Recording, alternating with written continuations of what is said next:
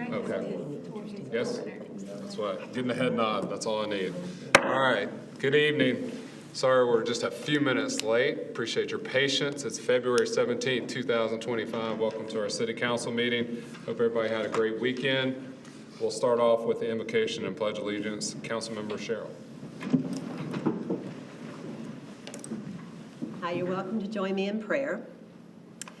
Lord, we're thankful for our homes, our labor, and our city. Please look with favor on our community, protect our citizens and leaders, that we might be a blessing to others. Thank you for the hard work of all those who serve Clemson.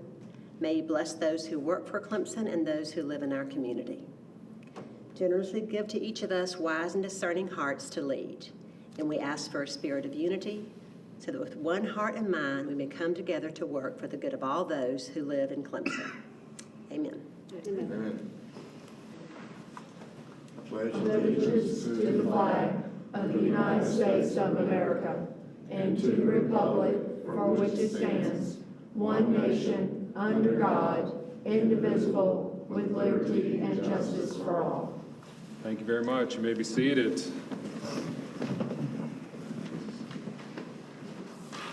Making sure we have Miss Sabrina on the line. Yeah. Oh, there we go. Hey, Sabrina.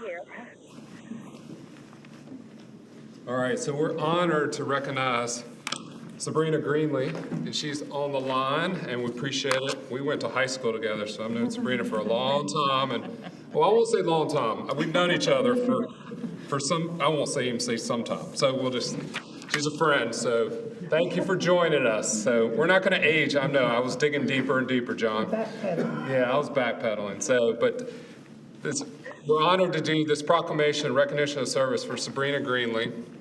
Whereas Sabrina Greenlee has overcome immense adversity ranging from teenage motherhood to surviving a brutal assault that left her visually impaired to emerge as a force for positive change, inspiring countless individuals to rise above their circumstances. Whereas she is the president and CEO of Smooth Incorporated, speaking mentally, outwardly, openly opportunities toward healing, which supports women and children affected by domestic abuse. Whereas each December, the organization partners with local shelters and transitional centers to host Smooth Santa, an event for families affected by domestic violence to experience the magic and joy of the holiday season. Whereas Ms. Greenlee is also an internationally recognized speaker, author, philanthropist, who has shared her life story on both grand and intimate stages, including ESPN's Cover Story, The Breakfast Club, CBS Mornings, and the Pivotal Podcast. Whereas Ms. Greenlee is also the mother of NFL All-Pro player and former Clemson University standout DeAndre Hopkins, with whom she has hosted school supply giveaway events in the Clemson community. Whereas her unwavering commitment to uplifting others through her work, writing, and public speaking has established her as a guiding force in the movement for social justice, women's empowerment, and personal transformation. Now, therefore, I, Robert Halfaker, Mayor of the City of Clemson, on behalf of Clemson City Council, do recognize Sabrina Greenlee for her dedication to the community and her inspirational journey from domestic violence survivor to advocate for change.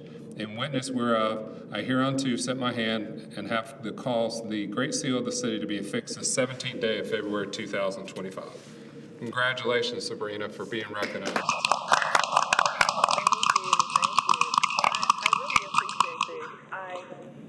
I feel that there's unwavering is an understatement for how I feel when I'm out here advocating for all of these women, being a voice to the voiceless. But I think it carries weight when you're recognized for your work at home. Like Clemson is home. I bleed orange all day, every day. But I think that just being able to be recognized, it's not easy when you're going from state to state and you're pulled all over. So I've never forgotten about the people in Clemson, the hard work that needs to be done there. There's always people, wanting to, like I said, my assistance in my service, but then just knowing that I could be of service at home it really hits my heart. So I thank you for this recognition. I don't take it lightly. I'm very honored. When I was called by Alicia, I called her right back. I was, during the Super Bowl, because we made it to the Super Bowl. But no, just being able to be of service to my community, my home where I started. 3.5 years I sat in my home, totally depressed, suicidal, not knowing which way I was going to go in that same city, and to come back and to give hundreds of children Christmas when I didn't know how I was going to sometimes give my children Christmas. It means a lot to be able to give back. So, I mean, this is an honor. I've had many accolades and many awards, never one at home, like to be honored in my city, my home. I call Clemson home. I always will. So I thank you greatly from the bottom of my heart, and I can't wait to meet everybody and actually come get my award. I'm coming soon. So, thank you so much. This means so much to me. I could keep talking, but I'm just humbled and I'm really honored. So thank you. I appreciate it. We look forward to seeing you March 5th. I believe you'll be at the Brooks Center March 5th. So we look forward to seeing you before that. So please be safe traveling here, and congratulations again. Well deserved. It's an honor for us to recognize you. Robert, congratulations. Oh, yes. Sorry. And the work, as I said, there's a lot of work that still needs to be done. So you'll be seeing more of me. This just gives me motivation to keep coming into my city and doing the work that needs to be done. So thank you. Sabrina? And Sabrina, this is Alicia, but if you can let us know what time on March 5th, because I know coming to City Hall will be a wonderful opportunity, so we can go ahead and give you that proclamation in person and maybe do some photo ops with you. So if you can just let us know so we can go ahead and schedule that with you. Yes, I live for photo ops, so I will be there on March 5th. So I'll let you know what time. Okay. We're still kind of ironing out the details for the book signing, and I want to think it's at the Brooks Center at 7 o'clock. So I would love to come by there prior to, but we'll work that out. Okay. And congratulations. Yes, congratulations. Thank you. I appreciate everybody. Thank you. Thank you.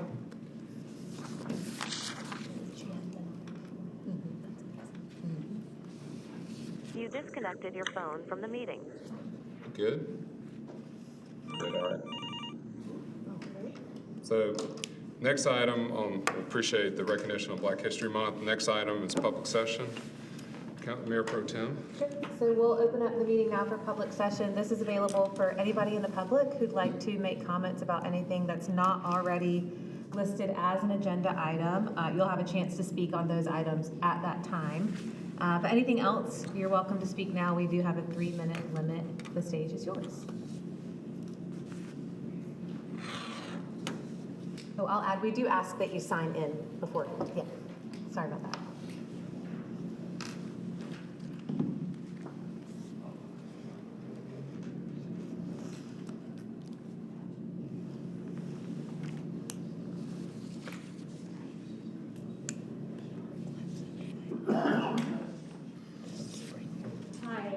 I've never done this before, so my name is Rose. I'm here to bring to attention something that I think needs to be taken care of.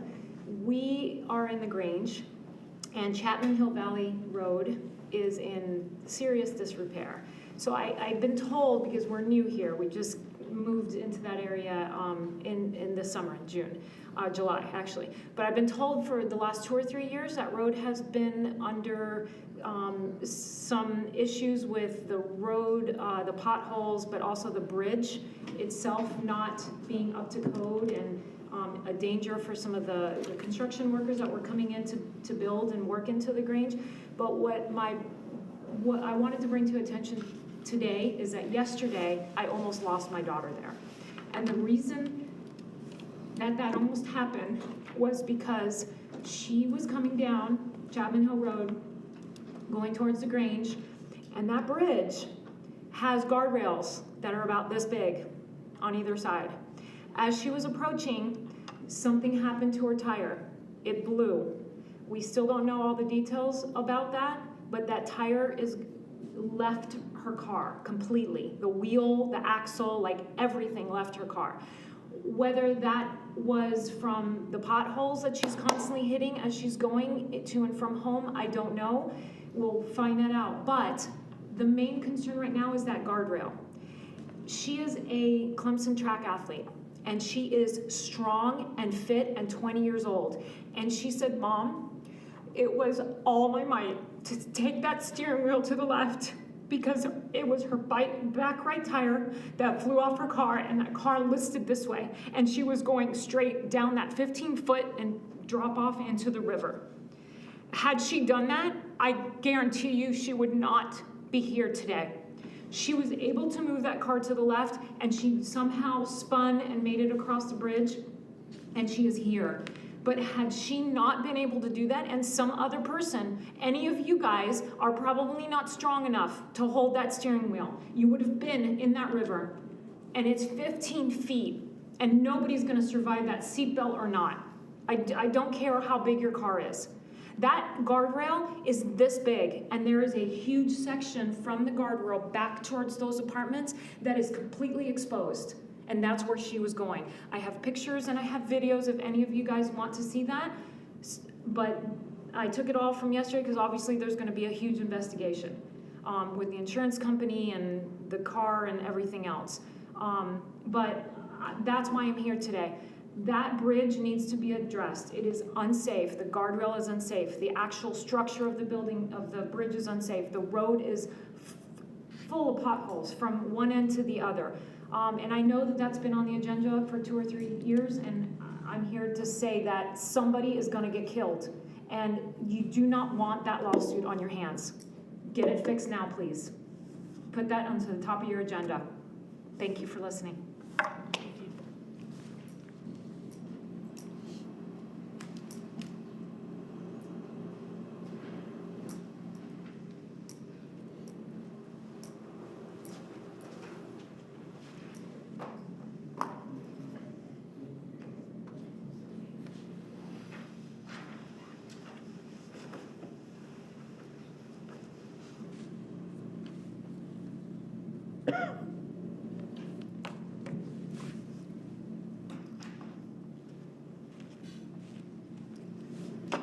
My name is Richard Kevin Pruitt, commonly known as Kevin.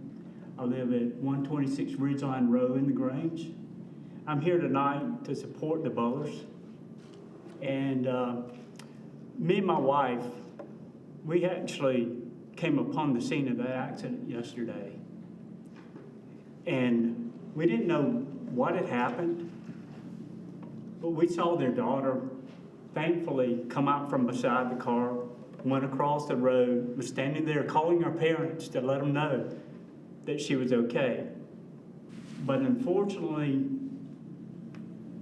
as Ms. Buller has already stated, there's a strong possibility that we would have arrived on that scene and not seen her standing there beside the road looking like she was okay. After we checked on her, made sure she was doing okay, calmed her down, we went back and looked at that road, looked at that bridge, and realized how close she came to going down that embankment that did not have a protective guardrail. And if we had gone on that scene, and if she had not had the strength to go down that bridge and pull her car to the left, then we would have had a horrific accident. And a beautiful young lady, a Clemson athlete, would not be with us today. I didn't want to see that scene. And so I implore you, if you don't already have that on your agenda, to please put that at the top of your list to make improvements to that road. I know it's been a couple of years, maybe a year and a half since the city annexed that property, but you knew that development was going there. And there needs to be some studies done to see what road improvements need to be done, because if that had been done, and that guardrail would have already been there, and if it had not been for the grace of God and Sophia's strength, she would have gone down that embankment. And so I just ask you to do those studies, put that at the top of your list. and make sure those potholes are repaired, the sides of the road are repaired, and that bridge gets adequate attention. Thank you.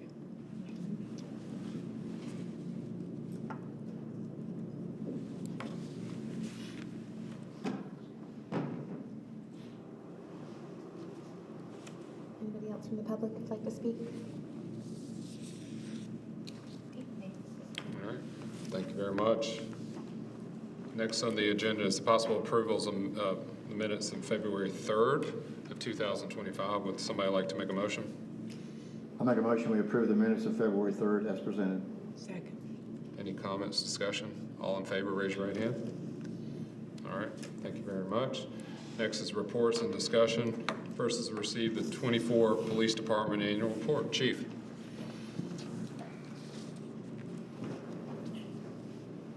Mr. Mayor, members of council, this is our annual report that we do in compliance with our accreditation standards.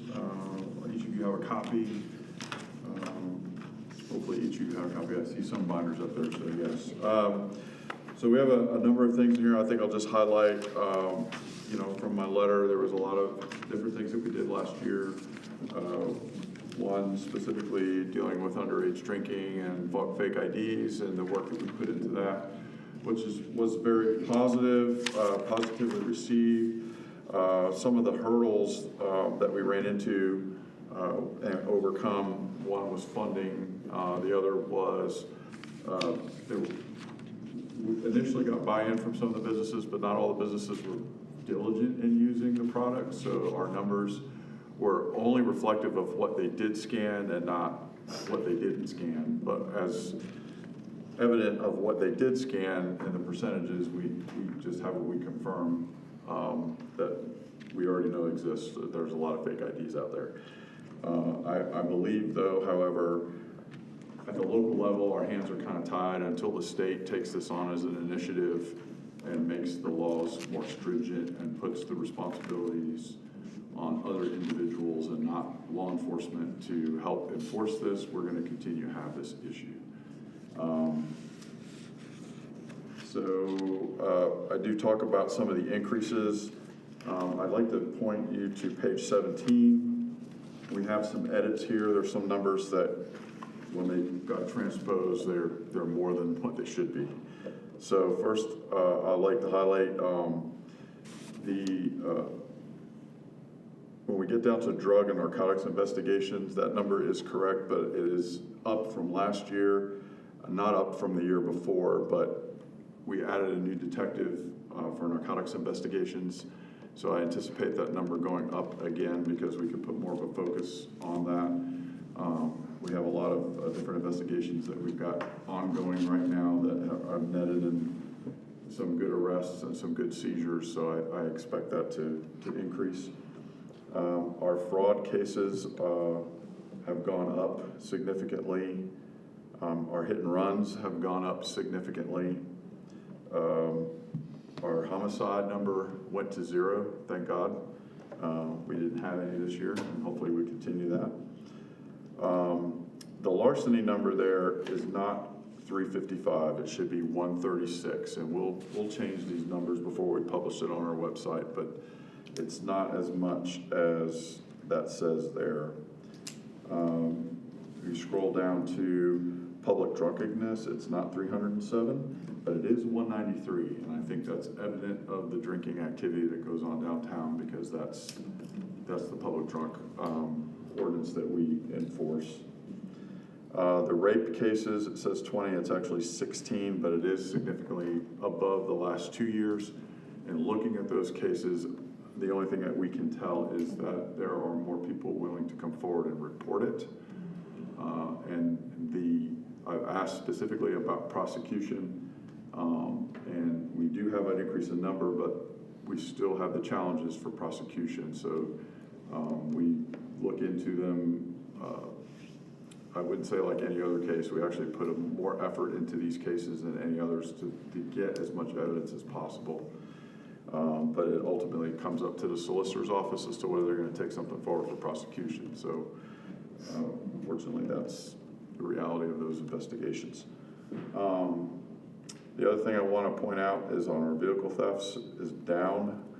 to 65 from 109. So our efforts to try and address that were positive this past year. Moving on to,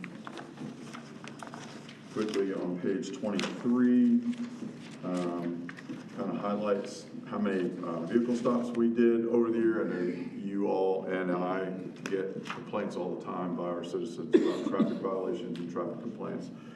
Well, we did almost 10,000 traffic stops last year, and we issued almost 5,000 citations. If you go to page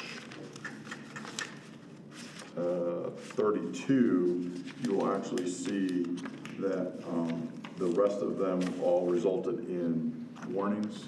So by South Carolina state law, we have to document all of our traffic stops either by citation or by warning, and so that we can capture the demographics of who stopped, why they're stopped, and that kind of stuff. So that's what it shows you on there. And I think that's pretty much the highlights for the annual review. There's other tables in here that show our staffing levels and all the different demographics of our staffing levels, as well as our recruitment, our promotions, our discipline, and what we've, how many have been disciplined, how many complaints received over the year, and that type of stuff. And the last thing I'll highlight is also on page 32, almost 58,800 calls for service, almost 60,000 calls for service last year. So this includes everything from people calling 911 to people calling a non-emergency number to report something, to our officers doing property checks, traffic stops. All of our activity is lumped into that number. So anything that we track in our CAD system, our computer-aided dispatch system, is what's captured in that number. And if anybody has any questions, I'll be happy to answer. So real quickly on that note, I highlighted that. What was it last year, or the year before, I should say, on the number of calls? Because it was almost 60,000 in this report, like you said. Do you remember? I think we have a graph in here. I'm just going to have to find it. Is it on On page page 28? 28, last year was 46,000. Yep, I see it now. And Thank this you. year, well, actually, it's more than that because it has the 6,000 911 calls. So you got to add those two numbers together. But it was lower than this year was higher. 2024 was higher than 2023. Appreciate it. I have one question. What are the three abductions or the kidnapping? I don't know the cases specifically, but we had, so obviously kidnapping is whenever you forcibly take someone from one location to another. I know one of the cases dealt with a child, parental abduction, or I don't even want to call it adult caregiver abduction. I know that one specifically. I think one other one was domestic related, and I don't remember the third. Those are It's just rare. about a couple, but. Usually it's known Okay. subject-victim relationship. The increase in the hit and run, is there any one thing why it's increased so much? Not that I'm aware of, because that number also includes parking lot Yeah, hit sure. and runs, so Yeah, those are could- still just more aggravating. people are reporting them. It's hard to tell. It's yeah. Okay, I was just Don't really have a good answer for that one. humans and nature in general. Well, Chief, please express to your team, we appreciate everything you're doing every day. Thank you. Thank you for the report. And unless there's any other comments, questions, appreciate it again. Thank you. Next on the agenda is discuss possible amendments to Article 2, Section 244 regarding public comments at meetings. And I put this on the agenda just to have an open discussion about this. I'll kind of give you a little bit of background on this. I've gotten a lot of feedback, I don't know if others have on council, I assume you have, about our public comments, and we just want to be consistent with other municipalities. And so Jeremiah was very gracious and sent out what other municipalities are doing in the area. You have a list, you got a list of that. I'll name them: Town of Central, City of Easley, City of Columbia, City of Charleston, and I think I covered them all, but it gives you a cross-section of numerous municipalities, what they're doing with their public comments.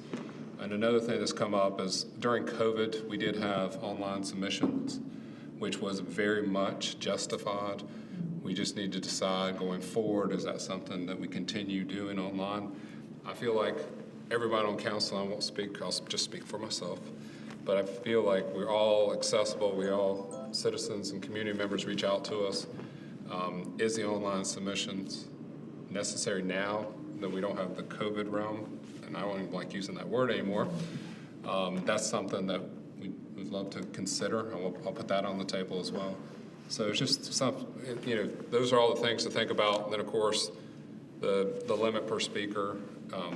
Those are the types of things that I don't know exactly when. I'm going to look at Andy and Allie if they know exactly when we made some changes on our agenda for city council meetings. But those are things that this is a chance, and it can be a working document basically. And if we want to revisit this a year from now, but that's what it's at. I'll just be quiet now and I'll let anybody talk.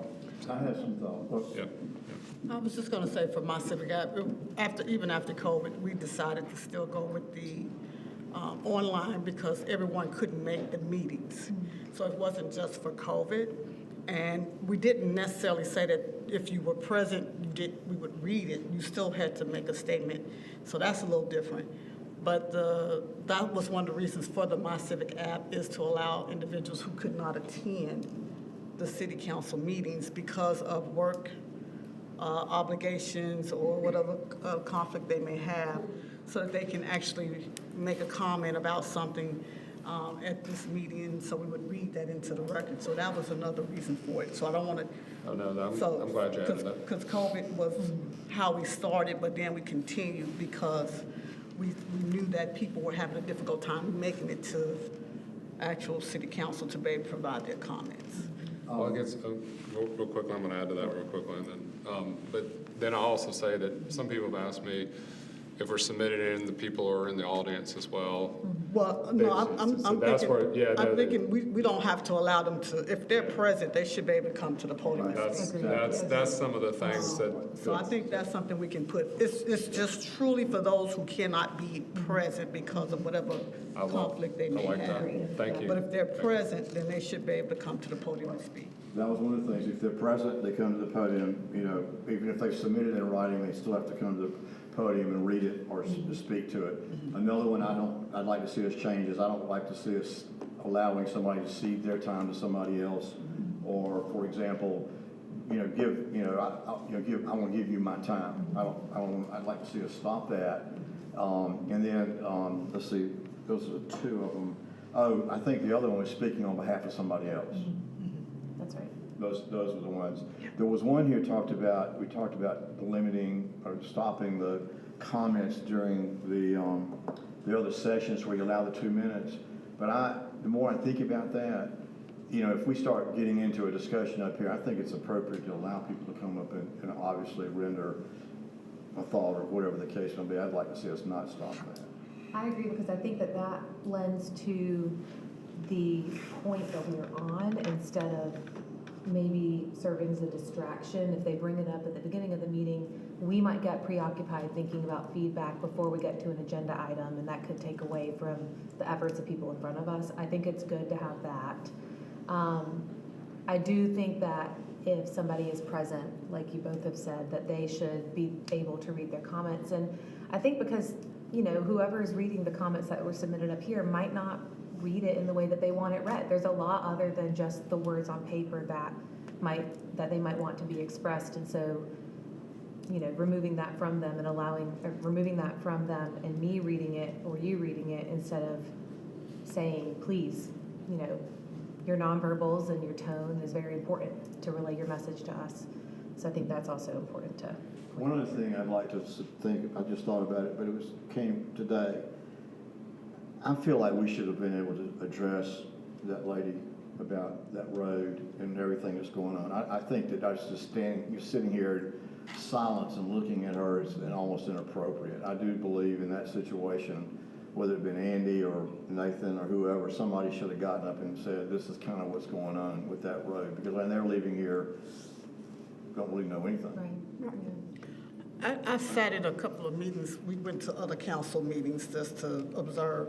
And one of the things I liked at one particular council meeting is they had open public session, but then at the end of public session, when everyone spoke, council members could respond. Not to everything, but the presiding officer, whomever, could respond to what was shared, if it was necessary. And I thought that was a good way to let the audience or the members know, we heard you, this is what we're gonna do, and move forward. Because I, like you, I'm sitting here thinking, that was pretty significant, and we're silent. And so, if I'm someone, and this is her very first time at the podium, at this meeting, what kind of, how did she leave here? What is that? So now, will they come back? It's gonna be the question. So I totally agree. And the other thing I like is maybe we should have people sign in ahead of time, just so we kind of have an idea of what's going to be. I don't think anything is wrong with that. It's asking, because like I say, every council member, I go to county council, board meetings, we sign in ahead of time and let them know what we're gonna be discussing or why we're there to speak. And then they call us up, and that's how we do it. So that wouldn't be any different than what I most agree with that. councils The only thing, I guess, and I agree with that about signing in advance, but two things. Either you could have a late arrival, and so could they, if they hadn't signed in, could they still speak? Yes. And then secondly, somebody could have, I'm thinking of one person in particular, but could very much spur of the moment decide they wanted to come speak. And so would they That was be, gonna be a follow-up question is, do those groups have like an amount of time? And then if the people who sign up before the meeting starts don't exhaust that time, do you then open it up? Do we? They make it, it's 30 minutes for the session. The whole thing?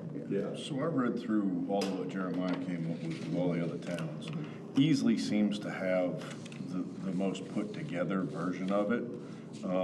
But it seems like it needs some editing to really address the issues that we want to address and make sure that we get a robust conversation. And it also seems like we could do, for questions and responses, that could go into something where we have frequently asked questions, stuff that could get posted up on the website so that everybody can see what the answers are to regular, because we also get questions regularly at the podium that we can't answer. And if we're getting questions, we ought to at least be able to put a response out there. Even if it's not here, maybe we can put something up and do a frequently asked questions and do responses for people so they can see that there is a response to what they're asking. When she does that, one of your folks does that summary kind of thing, do they summarize these things too? On the council meeting summary? Yeah. Not the public comment section, but we could add that. Yeah, they already do it as a summary, so they could just add that to the summary. It's out so tomorrow there'll be a summary of this meeting. Yeah. And so they could add the public comments, I guess that's the way they. Like I went through all of them. I highlighted everything that was kind of interesting to use. And then if we got a couple people together to work on compiling that to make something more keyed to what we're trying to do.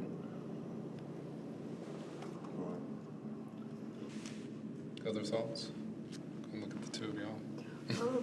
I like the idea about what Alicia said after the public comments, then the mayor pro tem, or whoever might be appointed can address or answer some of the comments. Not all of them are going to have to be addressed, of course, because some of them are just comments. Those need to be addressed. Right, the ones that need to be addressed, they can at least acknowledge, yes, we will make sure that that gets to the proper people, anything to make them know that we are listening and will follow up. I think that's a good idea. Still have 3 minutes for the limit, Yes. time limit? 3 and 30. That seems to be pretty universal. Yeah. 3 and so 30? 3 and 30. Yeah, okay. I like the idea, like you said, of people signing up ahead of time, and then, like tonight, obviously not 30 minutes of comment, and so if they had signed up ahead, we had another 15 minutes those people who did choose on a whim to come speak could have their 3 minutes then after the people who signed up. Yeah, it's not I think cutting, that would be appropriate. yeah, it's not cutting anybody off, like Commerce or anybody. The other thing we've always done, we've kept it very open, that you do not have to be a city resident. You do not have to be a business owner, but you'll notice some of the other municipalities limit it to business owners and city residents. So, One of them does it as a business license holder, Right. as opposed to business owner. no, I'm just doing it, we've always kept it very open. Have we had many that are not residents come and We do speak? sometimes, Some, yeah. not, an overwhelming amount, but. Well, I remember on the pickleball, we had a bunch of Yes, people that were from not, Coney. right, and then it seemed like we probably had some on the hook. Yeah. Pickleball, huh? Okay. So do others, I think some of the people that come speak that are not necessarily in the city sometimes also own property. Or this is their community, they just so happen to live either in Central or Seneca, but they're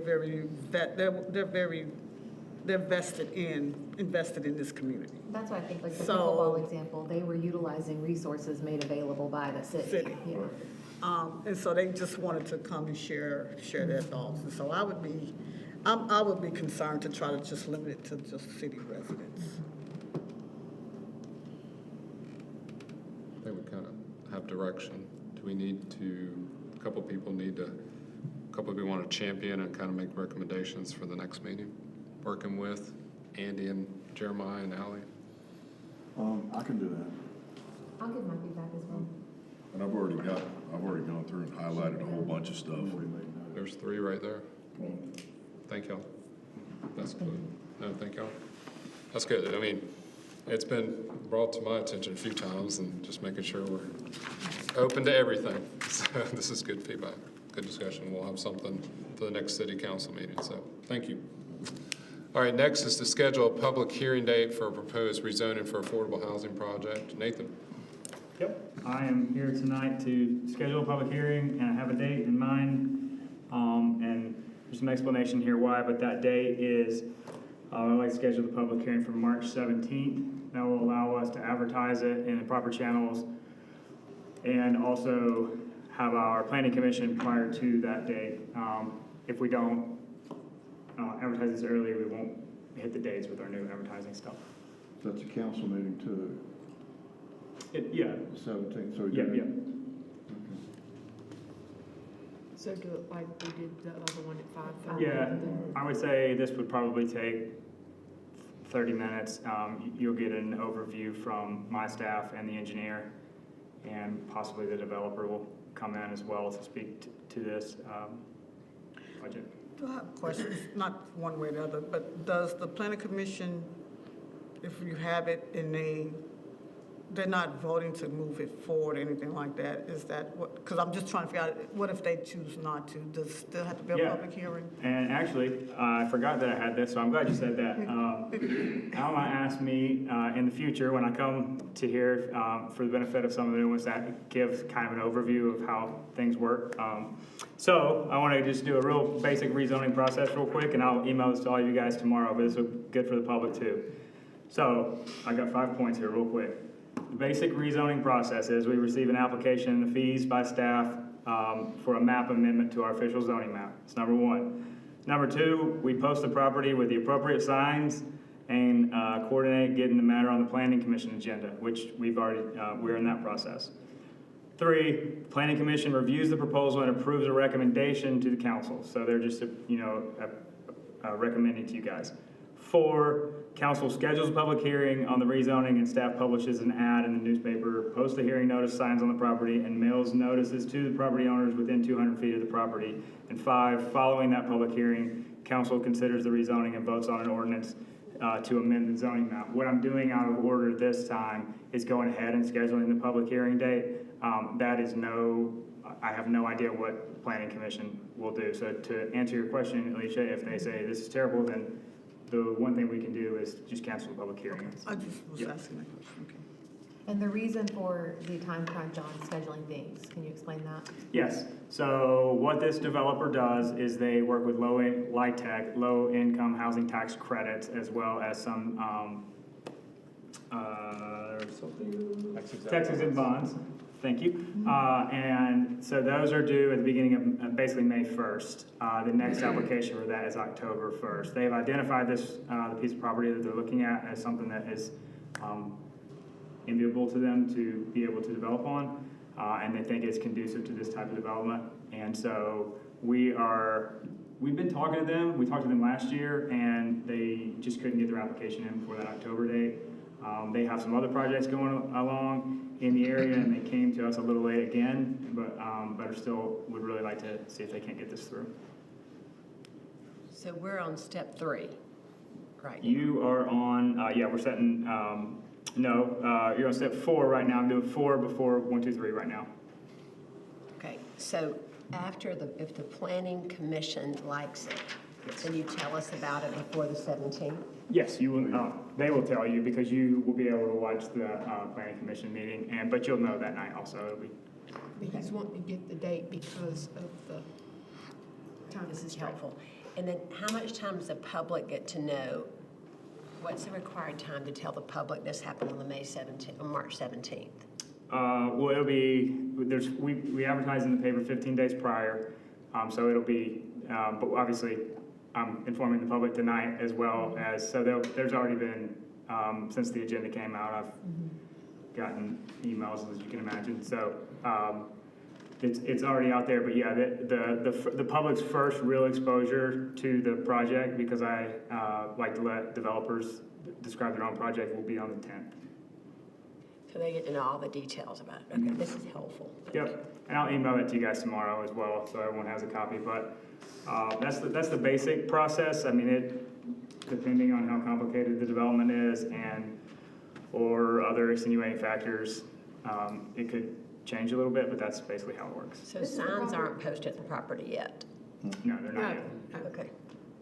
Is this the property that they had proposed like storage on and then back Yeah, out? it's 579 Old Greenville Highway. I'm an open book. You guys can ask me anything, but yeah, it is a property. We proposed it for storage before. It has Duke power line stuff on it, as well as some sewer easements on it. There's some topography challenges, but in this case, and again, I want to talk the project through for them, but in this case, that strengthens their application. So. Yep. Thank you. Appreciate it. Next staff report, Sandy. Just got a couple things for you. Next week's PCMA meeting has been canceled due to lack of attendance. So you can take that off your schedules. That was on the 25th at 6:45. It's gonna be barbecue. And just a reminder that your statements of economic interest are due at the end of March. That's all I have, Mr. Mayor. For the ones that have never done that before, if you ever need to call them in Columbia, they're very helpful. Yeah, they're very helpful, but do not The forget. first person who answers the phone will know what to tell you, what to tell you. Just word of advice, very helpful. They won't let you forget. Already been fine. It's very expensive. Thank you, Andy. Yes, it is. Appreciate it. All right, next is policy action. Remember, there's a 2-minute limit per speaker for comments. First action item is consider second reading of amendment to 2024 R50 vesting nonconformities. Jacob's not here, so Nathan, do you have anything to? I don't have any changes. Okay, any changes? Okay. Any comments, questions? Gonna put Nathan on the spot a little bit, but no. This is second reading. Any comments from the public?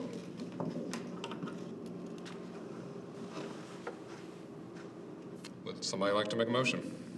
I make a motion that we approve the amendment to 2024-R-05 vesting non-forming, vesting non-conforming. Second. You got it. Something says that T. Second. Second, okay.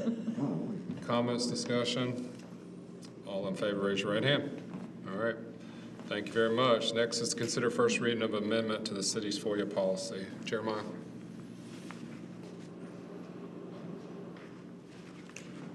All right, this FOIA policy has been around about a year since our last update. Some of the changes that we're proposing to make is just removing the law enforcement from publishing online. There are a few other edits that are more housekeeping edits, just striking some language that's in there about us providing a computer for the public to use, and also getting rid of CDs and DVDs because we don't offer those anymore. Trying to move. They still make those? They do still make those. We don't have a lot of computers with them, but just removing that as well. But I'm happy to answer any questions you guys have. Questions, comments for Jeremiah?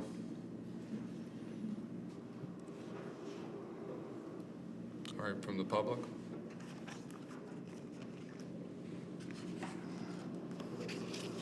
Would somebody like to make a motion? I make a motion that we approve the first reading of the amendment to the city's FOIA policy as presented. Second. Any comments, discussion? All in favor, raise your right hand. All right. Thank you, Jeremiah, for the work. Next is other policy items. Consider a resolution to adopt a capital asset policy for the city of Clemson. Leslie. Good evening. Hey. So over the last several months, we've talked a lot about capital assets. Y'all have approved the ordinance that states that we have to have a resolution for a policy. And just so you know, this is our very first official policy that we've had that's separate from an ordinance. So it's thankful to Brandon for helping us bring all this together for us to have as an official policy. So we're super excited. It's one of the goals we've had for a while. So if there are any questions, I don't mind answering any, but I know y'all had a lot of time to review it and hear from me about it, so. Questions, comments for Leslie? From the public? All right, would somebody like to make a motion? I move that we adopt the resolution, that we approve the resolution to adopt the capital asset policy for the city of Clemson. Second. Any comments or discussion? All in favor, raise your right hand. And I saw Councilmember Fulmer was ready to raise his hand before we even said that, but I was looking to my right on that one. All right. Consider awarding a bid for Phase 1 of the Clemson Park project to New Terrain Grading for $377,422.79. So this is the second bid that we had to put out because we had too many comments on the first round. This is for Phase 1. This is in preparation for the skate park company to come in here in mid-March to start their work. So just kind of trying to start the project and moving on. Hopefully we'll get able to put the building and everything else out here shortly. Okay, so when will this begin? Immediately. So when will they come in on the skate park? Mid-March. Okay, really? They got the work cut out for them. They'll be out there skating very soon. Okay. So this was we had to shorten this bid just to, as short as possible, put it out, got it, and then bring it to y'all so we can hopefully get them started as soon as possible because we have to get the work done to be able to get the skate park in. So how much of this and also the other will get in the way of the use of the pump track? There'll be a site fence around this area. If you look on the map, actually, it's on the third page, Andy. If you see that dark line, so the fast track that's currently installed, along with will allow access to the pump track. So the pump track won't be impeded at all during construction. And the trail won't, the Green Crescent Trail portion will not either? No, sir. Okay. Great. Let's get it going. So what happened to the first one? You got your elbow pads and your pads ready? You count that. We had a lot of comments concerning the construction of the structure, the replacement structure for Clemson Park. So we're working with the designers now to kind of address those. We thought we would get too many inconsistent bids, and so we're trying to close the scope down so that we can make sure our bidding is more equal to everybody. Gotcha. I just wasn't sure what, you had mentioned that, I wasn't sure. Thank you. Just, I know you're probably doing this, but we are letting Clemson Methodist Church, I know it's our property, they're our next door neighbors right there, we letting them know So about. am I know, and So you am have I. resident time frame on the project, so they know there's work being done during the day. We will, when, as Just soon as we making get, sure. we're just waiting for scheduling for the. Thank you. Yeah. That's great. All right. Any comments or discussion, question, or any other questions for Nathan? All right. From the public? All right, would somebody like to make a motion? I motion that we award the bid for Phase 1 of Clemson Park to Nutrien Grading for $377,422.79. Second. Okay. Comments? All in favor, raise your right hand.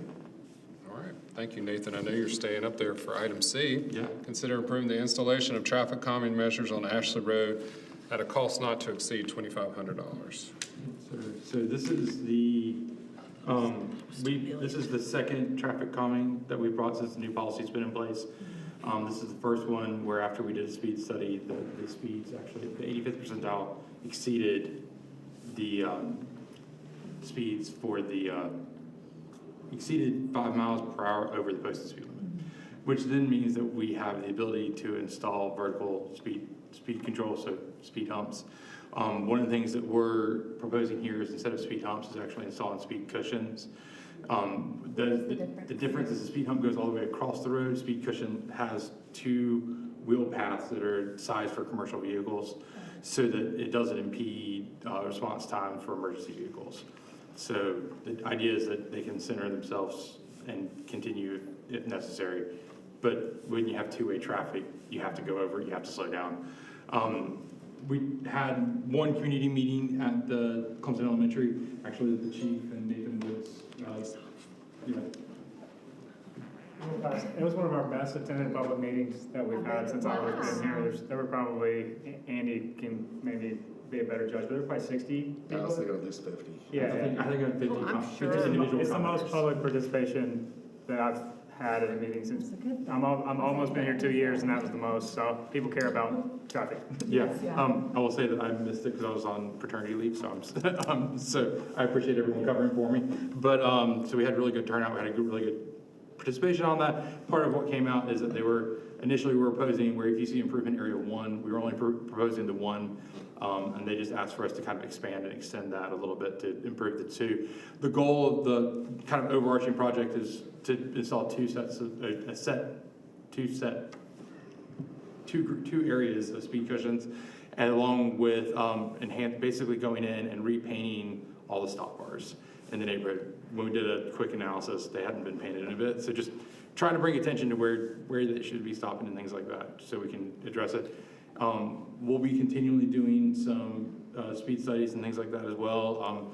The chief has increased enforcement a little bit in that area as well. If we continually get lower or higher speeds than what we're hoping for by trying to do this, we have an alternative area as well, which would be turning Shasberry and Ashley into a 3-way stop. That's obviously the last resort. We've done the review of that and the stacking, so that's how many cars stacked behind the stop sign. We used our count, we used a peak time basically early in the morning, and the most that we saw at any one time would be about 5 cars, so it wouldn't back up into Berkeley. So if that was to be installed. But this is not passive, so the people that are speeding are residents. Amen, In the yeah. neighborhood, right? Yes. It's not Or like possibly. Clarendon. Yeah, I mean, we don't have record of addresses. But I mean, it's really the only reason to go in there and that's go home. Is to be their home. Whereas Clarendon is a pass-through, and everybody speeds down there. So I agree. What's gonna stop us from not, doing that to other roads? So, yeah, if you Well, want there's only, do I get my donkey to sign? I mean, there's only 2 of us that live there. So, I mean, me and another house. I'm just saying, if the conversations for council speeding on other roads was a big, big, big conversation. Sure. Of course, we speed, there's speed everywhere. I just think if you're going into Ashley Estates you're going in there because you live in there. Right. And I know it's right there by the school. But that three-way stop at Frontage and Clarendon and Berkeley, the children come down Clarendon and Berkeley on their bikes and walk as well, and there's speeders going down. I know Berkeley's a state road, so that's not in our wheelhouse, but down Clarendon is a cut-through road. So I'm just, I guess, did they, as a community, come and have the public hearing? Is that how it all got started? So one resident filled out our form that we have. It requires 3 signatures. Obviously, if you're looking at a section of Clarendon where we don't have 3, we're not going to ask for 3 for us to work through. There's 2 options. You can actually ask for us to do a speed study, which would then allow for us to consider vertical construction. If not, we would just go into what we call just low cost traffic calming. So we look at other methods that aren't speed humps. Okay. My preference is not speed humps. If truthfully is, I think they add a false sense of speed reduction, because a lot of the studies that we've looked at actually say that like the speeding, like if you put 2 sets of speed humps on a straight road, the speeding between the humps will actually be, like the speed between humps will actually be increased. Right. Versus just the traditional speeding that was going on the road as itself. So actually just like physically doing changes to the road to decrease the speed is what we're trying to accomplish.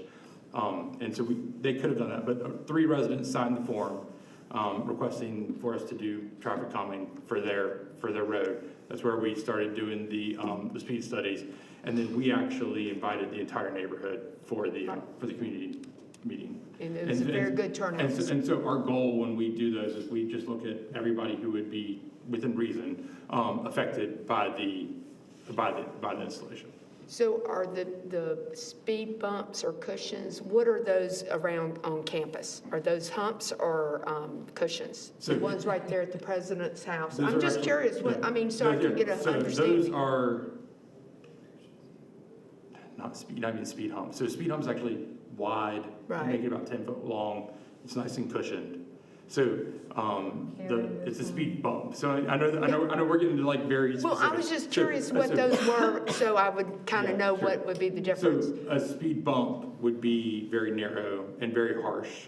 Right. If you actually look at like where the raised crosswalk is at the business school, just like the beginning, if those were paired right next to each other, there would be a speed hump. Okay. And then a speed cushion has the opportunity for emergency vehicles to be able to traverse without slowing down. Okay, thank you. For vertical control. Yeah, I just sent you that Okay. policy too, just so you Yeah, have it. You thank you. probably, I know you know about it. but Sorry, it's but more of just. I'm not trying to get into the weeds on that, but No, there's a I lot of was- different options and things like Sorry. that. No, you're fine. But our preference obviously is, and just like when we've gotten concerns, if we're in a project area and we have an opportunity to do some traffic calming, we're going to try to install it. The Sloan Street parking is a really good example of this. We actually did what's called a choker, so it takes a 2-lane road and narrows one section that's very not impactful to the rest of the project or to individuals, but it forces everyone to actually make a decision on who's going where, and like you only allow one-way traffic in a very narrow section of a road. So when we're doing a project, we're evaluating if there's the need for traffic calming throughout that project, but we also have the policy so people can request it. So this is the first one this is the second one we've gotten. This is the first one that actually met the requirements for the vertical control. We have several others that we're kind of going through the process right now. Do you have one going in Skyview right now? I saw the things across the road, the little. No, so those are actually pneumatic counters that DOT has put out. So many of you'll see them all around town. I think they just picked up the ones off Pendleton Road. They do annual traffic counts, and so those are just pneumatic tube counters. And the reason they have 2 is you can tell by the distance from when it hit, their speed, and what type of vehicle it is. So you're looking at like if truck traffic increases, there might need to be some changes to the road and things like that. And then they provide, I know this is off subject, sorry. I can questions another time. Yeah, because Do they provide that data to you guys? They will, and then they make it publicly available. They are normally lagging by about 2 years. So if you go onto their website, you can see 2023 data. 2024 will probably be up within a month or so.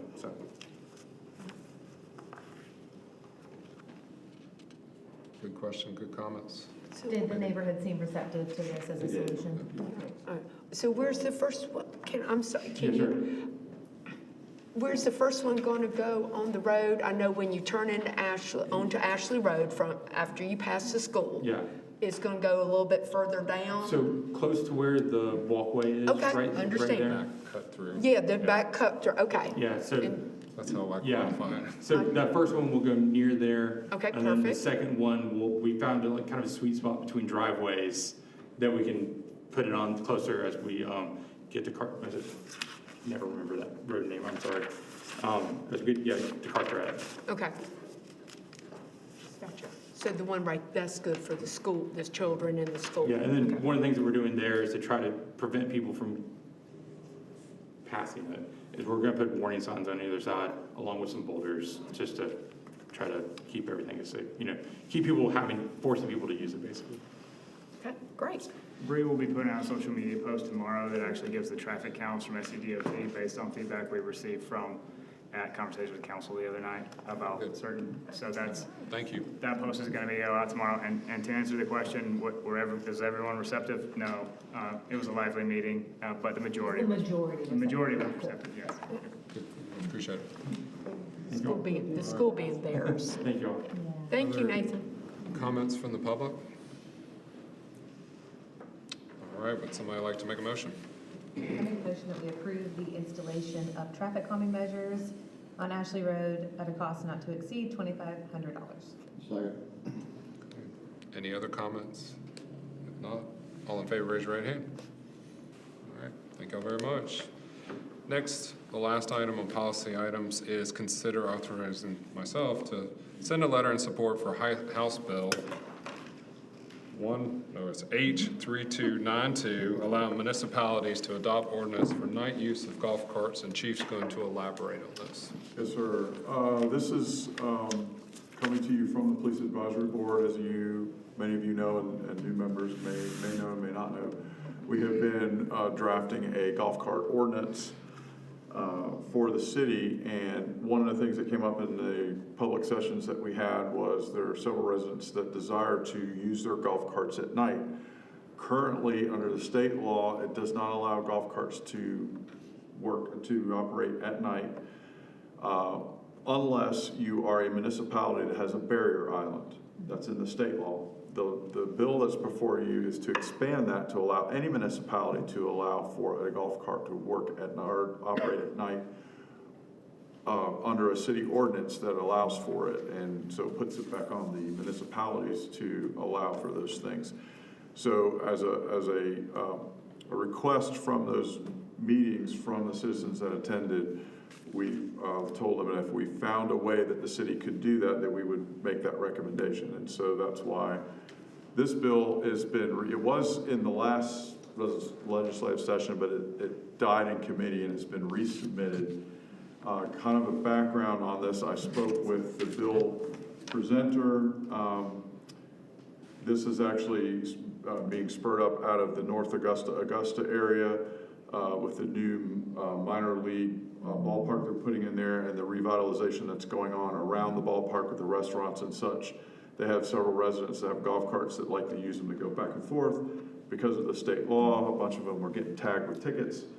So they are looking for a way to make that area more vibrant for them, and that's why they want this provision within the state law. So I think you have a copy of it. And basically, what's stricken there and added is to allow for a municipality to pass an ordinance. So the ordinance that will be coming to you from the Police Advisory Board does not have the allowance in it yet, but can be amended to allow for it. So the ordinance, if you choose to pass it when we bring it to you, will already be done, and then we can just add the provision to, if the state allows for it to be driven at night.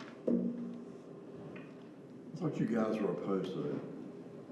So I will say this, there is a safety concern, but I think we could craft our city ordinance to address that safety concern if you decide to do that by putting standards for lighting and reflection and those kind of things. That was gonna be my next question, was the ordinance we're gonna get is just a general golf cart use ordinance for the city? Is that what they're gonna be presenting? To require permitting and those kind of things, because we have, and I don't want to get off topic because we can discuss it when the ordinance comes up, but there's some other provisions in there to help us with parking enforcement and other enforcement with golf carts, and who can use them and who can't. Right.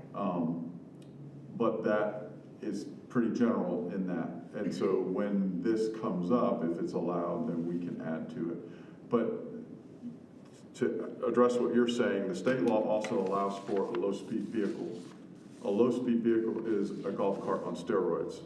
A low-speed vehicle by state law has reference to the federal law that mandates lights, brakes, reflectors, etc. So if you ask my personal opinion why people want to use golf carts versus low-speed vehicles, it's because of the cost of the low-speed vehicles. Low-speed vehicles are much more expensive.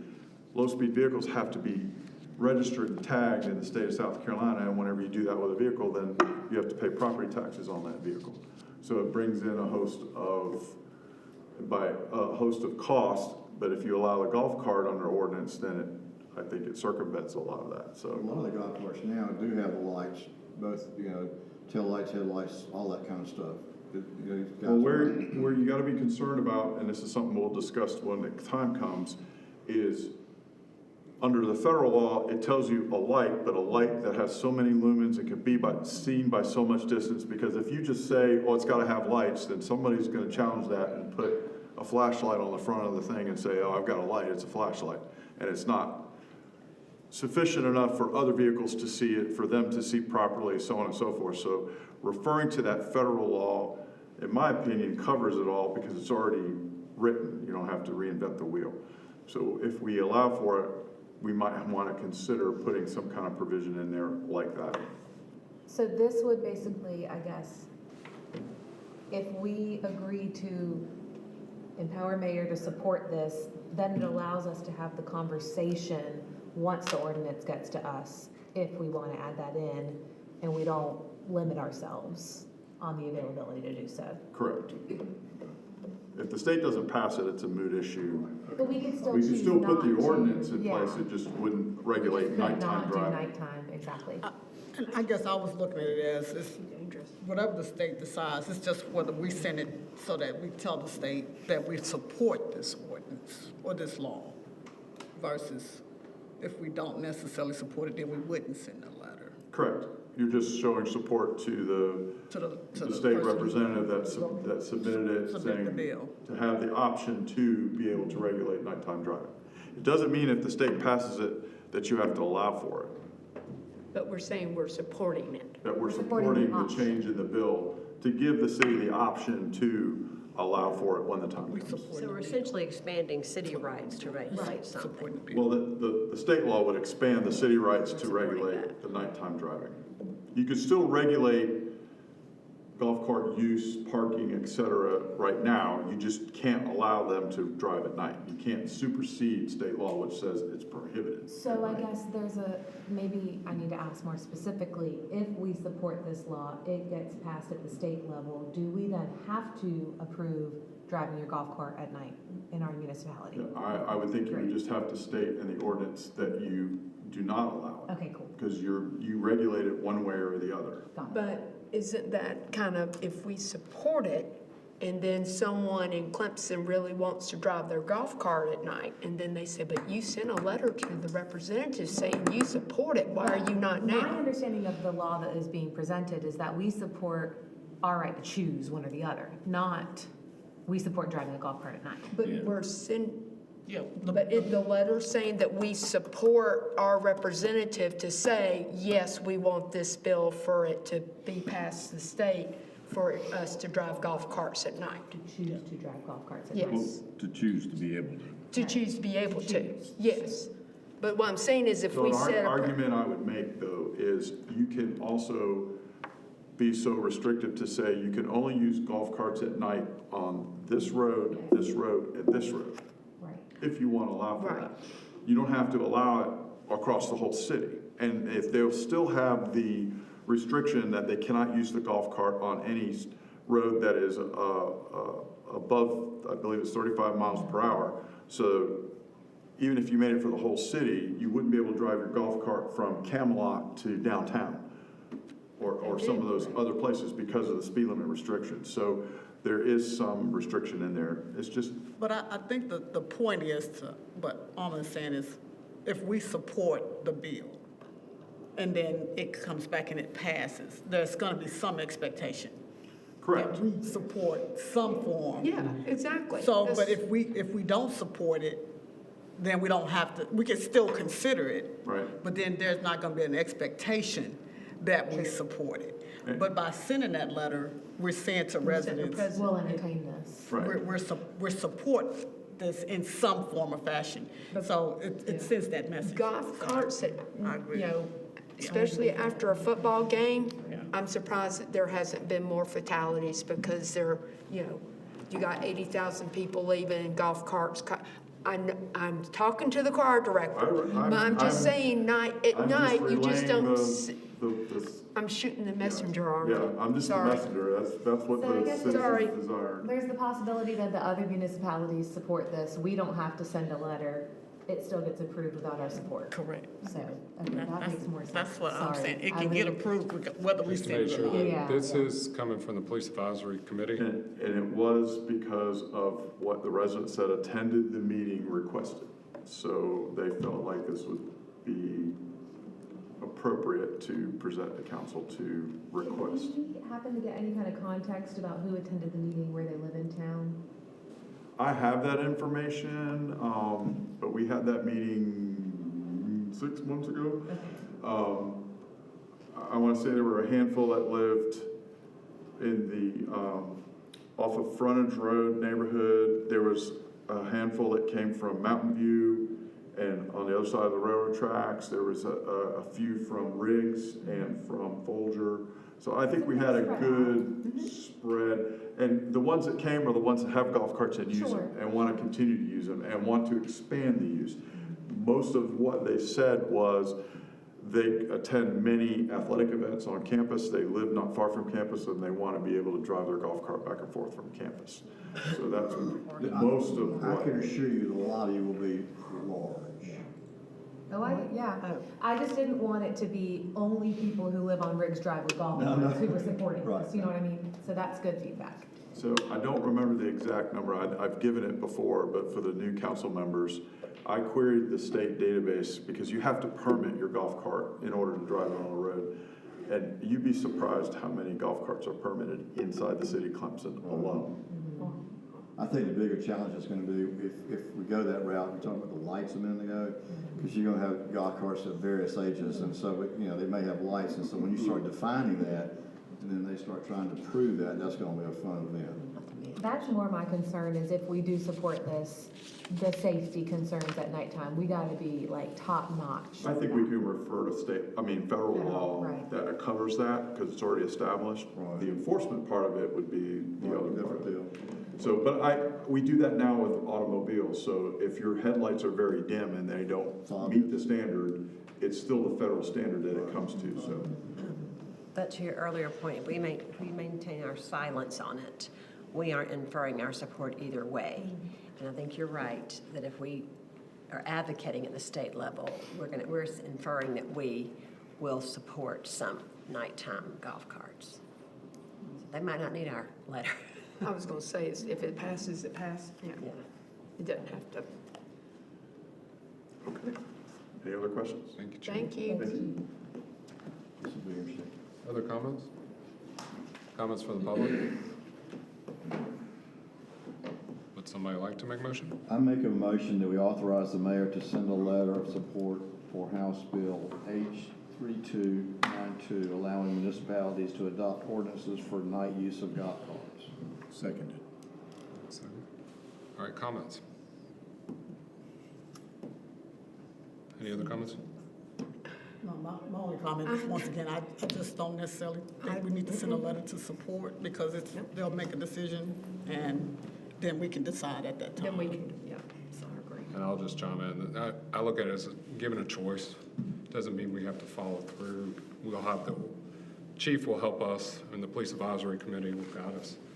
And we'll actually go through the residents specifically and the police department on safety. So I feel like this gives us a choice, but that's just my opinion. I just remind everybody, there's a large lobby. All right, all in favor, raise your right hand. All right, opposed? Okay, all right. So mayor, council reports, comments, new business.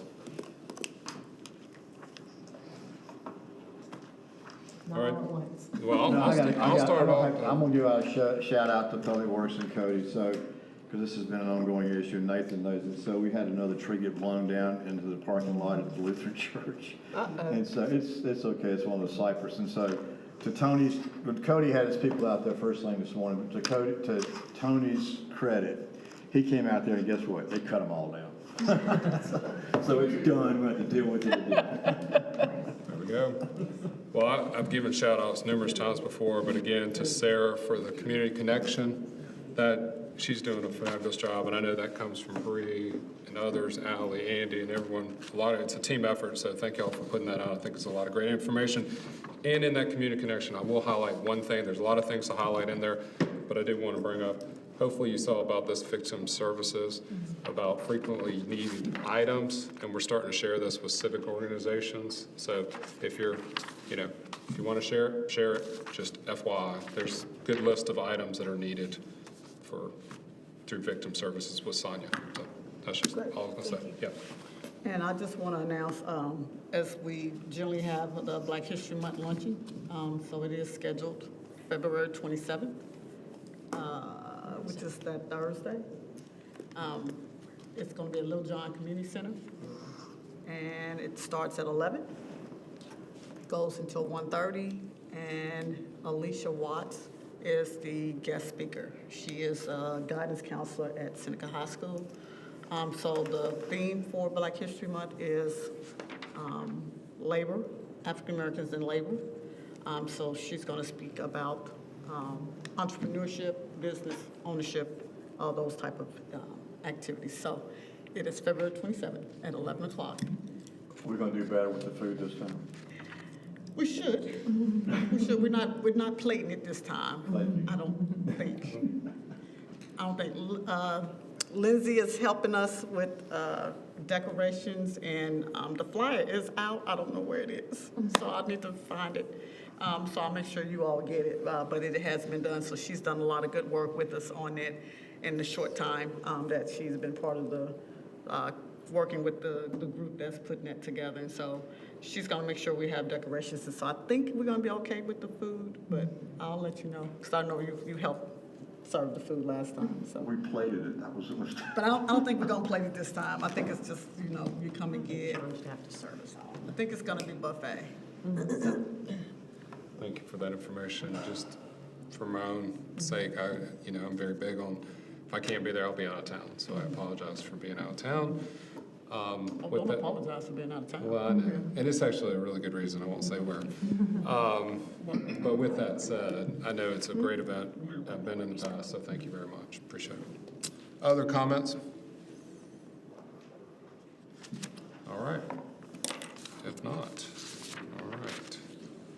Next item on the agenda is possible go to executive session for receipt of legal advice where the legal advice relates to a pending, threatened, or potential claim or other matters covered by the attorney-client privilege and/or settlement of legal claims with the position of the public agency and other adversary situations involving the assertion against the agency of claims, South Carolina Code, Section 3470A2.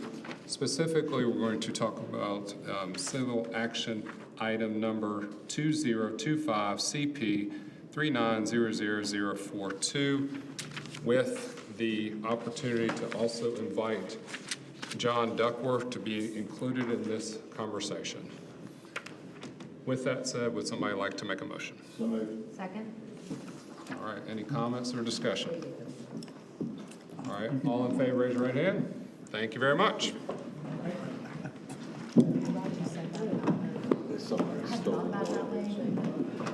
Those first kisses.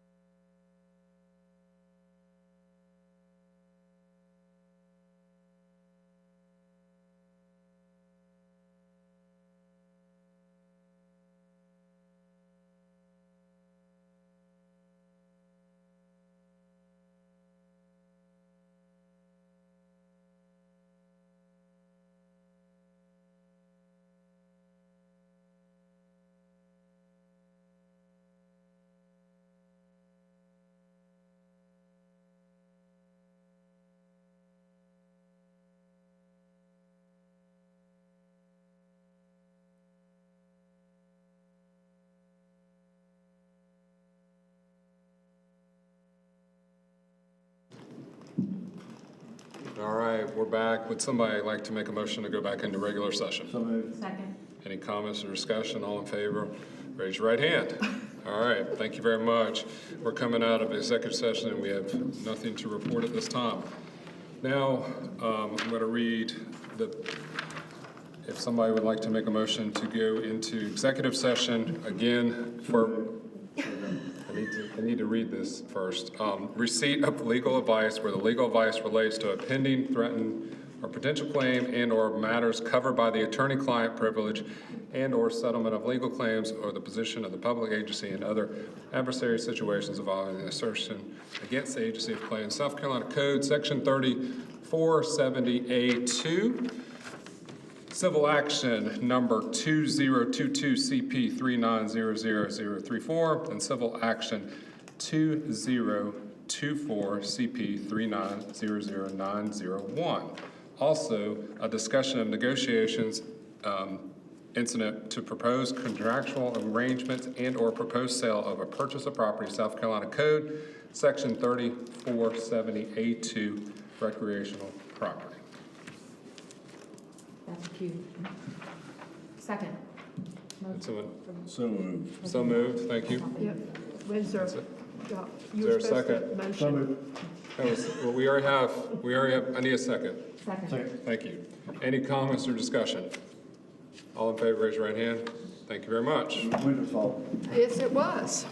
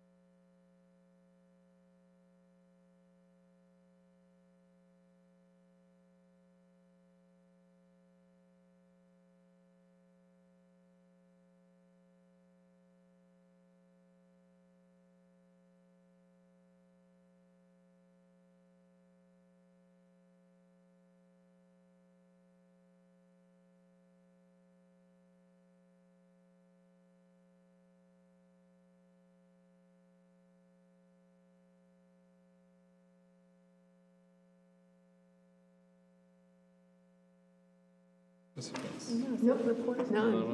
Where's our people? Where's our public? Ready to go? Okay. All right, would somebody like to make a motion to go back into regular session? So moved. Second. Any comments or discussion? All in favor, raise your right hand. All right. Thank you very much. We're coming out of executive session. We have nothing to report at this time. Would somebody like to make a motion? I make a motion that we instruct the city administrator to engage in discussion of negotiations incident to proposed contractual arrangements and/or proposed sale or purchase of property. Second. I don't know, Jeremiah, you got whoever you chose, who's second? Okay. All right, any comments, discussion? All in favor, raise your right hand. All right, thank you very much. Would somebody like to make a motion to adjourn? So moved. Second. All right, any comments or discussion? All right, all in favor, raise your right hand. I did it. I was ready. All right.